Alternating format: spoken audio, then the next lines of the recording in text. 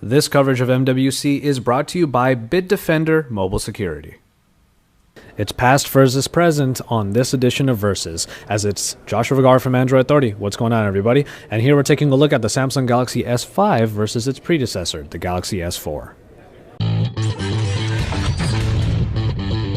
The Galaxy S5 is slightly larger and thicker than its predecessor, due in large part to that big display. And the phone is also about 15 grams heavier. But the S5 does move away from the glossy feel of the S4, as Samsung has opted for a soft touch material for the back. On the front, we do still have the same layout, but instead we have a change from the menu button of the S4 to a recent apps button for the S5. Now, one thing that the Galaxy S5 can definitely boast over the original S4 is its water and dust resistance. An IP67 certification helps it really stand the elements.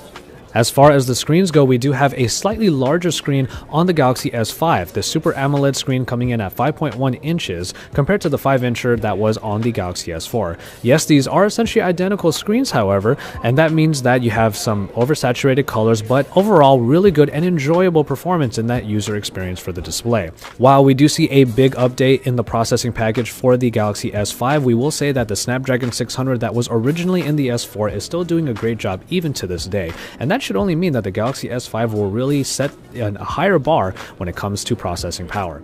But then when we move on to the hardware department, we will find that the Galaxy S5 does have a slightly larger battery, jumping from the 2600 mAh unit in the S4 to the 2800 mAh unit on the S5. What we will say, however, is that the Snapdragon 805 in theory should be more power frugal, and also Samsung added in quite a few options for power saving.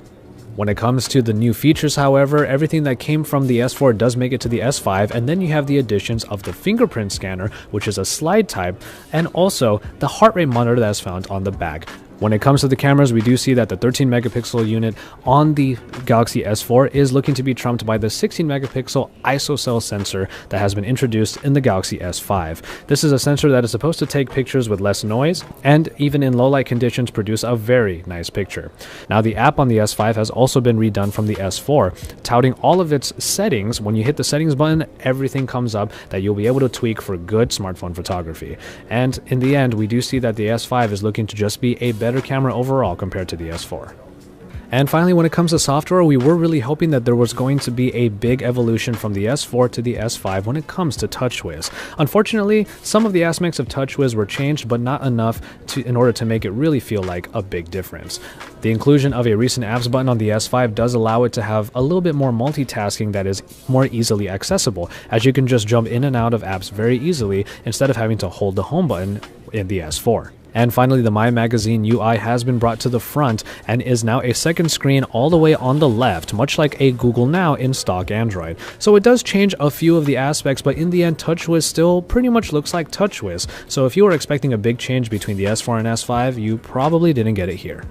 In the end, both of these phones do represent some of the best that Samsung has had to offer, and in terms of the S5, it just continues that tradition. Whether or not all of the new things are going to be useful for you is definitely a question that you can answer for yourself. But the S4 is definitely no slouch, so it doesn't deserve to just be dismissed in this comparison.